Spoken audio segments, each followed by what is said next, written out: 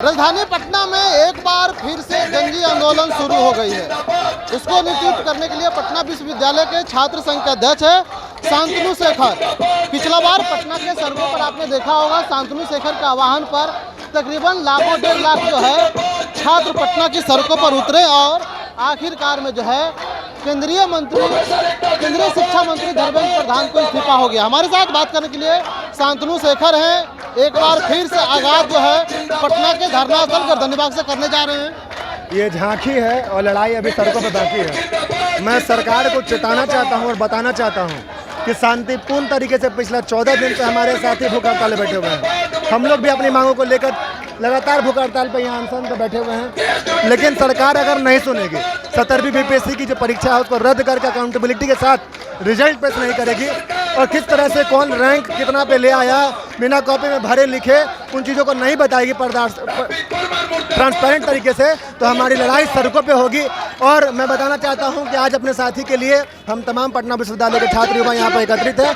हम लोग भी आज भूख हड़ताल पे हैं और ज़रूरत पड़ी तो वापस से मैं शांतनु शेखर आह्वान करता हूं कि हमारे तमाम बिहार के साथी जिस तरह से नीट के आंदोलन को सड़कों पर लेकर उतर गए थे तो सरकार को झुकना पड़ा था, मुझे मजबूर ना किया जाए वापस से कि मैं वापस से सड़कों पर उतरूं और फिर से उनको अपना दम देखने को मिले, हमारा छात्र युवाओं की शक्तियों को देखने का मिले। शांतनु जी, सवाल है क्या झारखंड का बदला ले रहे हैं या फिर से आपको जेल जाने की तैयारी हो रही है? देखिए, जेल जाने से शांतनु नहीं डरता है। पिछला बार भी गए थे और आगे भी जाने के लिए तैयार है। ये बिहार का नहीं पूरे भारत का बदला है। पूरे भारत में आक्रोश है। तमाम शिक्षा युवा जो शिक्षित युवा हैं उसके भविष्य का खिलवाड़ किया जा रहा है, उसके भविष्य की बात है, उसकी लड़ाई हम लोग यहाँ लड़ रहे हैं। अगर सरकार हमारा साथ समर्थन नहीं देगी तो उन्हें भी उखाड़ फेंकने का काम करेंगे, चाहे वो कोई हो।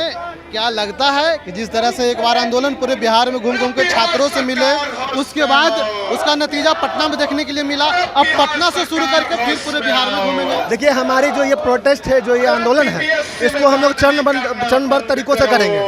आप आज शांतिपूर्ण देख रहे हैं, हम भूख हड़ताल पे आएंगे। जब हम मरने वाले होंगे तो हम मारने के लिए सड़क पर उतरेंगे और जो सामने आएगा सबको मारने का काम किया जाएगा। इसलिए सरकार को मैं चेतावनी देता हूं कि हमारी मांगों को पूरा किया जाए, अन्यथा दिल्ली के तर्ज पे और झारखंड के तर्ज पे बिहार भी जलेगा।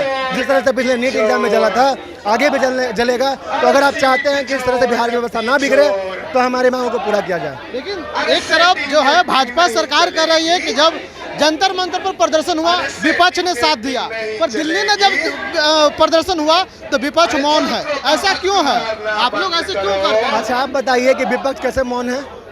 विपक्ष बिल्कुल मौन नहीं है। चाहे झारखंड का प्रोटेस्ट हो, चाहे यूपी का प्रोटेस्ट हो, झारखंड के प्रोटेस्ट में हमारे राष्ट्रीय अध्यक्ष NSY के विनोद जाखड़ जी गए थे।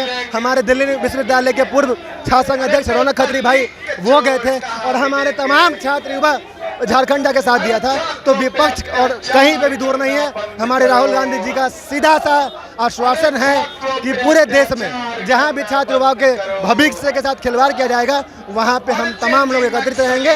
उसमें कोई कॉम्प्रोमाइज़ नहीं होगा, चाहे वो हमारी सरकार क्यों ना हो उस स्टेट में। हम लोग डरने वाले नहीं है। हम लोग शिक्षा व्यवस्था के खिलाफ जो लोग हैं उससे लड़ने वाले लोग हैं। शांतनु जी, सवाल है जब जंतर मंतर पर प्रदर्शन हो रहा था तो आतंकवादी अपराधी बोला जा रहा था, ठीक है। उसके बाद झारखंड में प्रदर्शन हुआ तो वहाँ पे छात्र की बात किया जा रहा है, छात्र की बात नहीं सुन रही है। क्या आपकी सरकार है, क्या जिस तरह से जो है कांग्रेस की महागठबंधन की सरकार है झारखंड में, उसको लेकर के सरकार की दोहरी नीति है केंद्र सरकार की?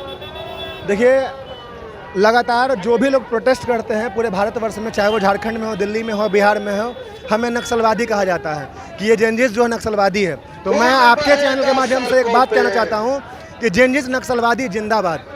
और मैं इसे अपने फेसबुक अकाउंट से तमाम सोशल मीडिया हैंडल से लिखने जा रहा हूँ।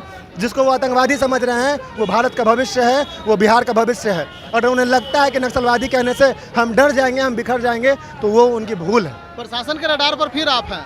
देखिए, प्रशासन और देखिए शासन प्रशासन के रडार पे शुरू से मैं रहा हूँ, आगे भी रहूँगा। उससे मुझे कोई डर नहीं है। चाहे मुझे जब तक मुझे गोली नहीं मार दिया जाएगा तब तक मैं लड़ाई लड़ता रहूँगा। अगर चाहते हैं कि शांतनु शेखर को आप सड़कों पर ना देखें तो पहले उसे आपको गोली मारना पड़ेगा या फिर जान से मारना पड़ेगा, अन्यथा वो रुकने वाला नहीं है। पिछला बार तो घीस के लगी, याद होगा जी? याद है। तो मैं कहीं डर गया हूँ क्या? मैं आपके सामने वापस से खड़ा हूँ ना। मैं बिहार सरकार के आँख में आँख डाल के बात कर रहा हूँ ना।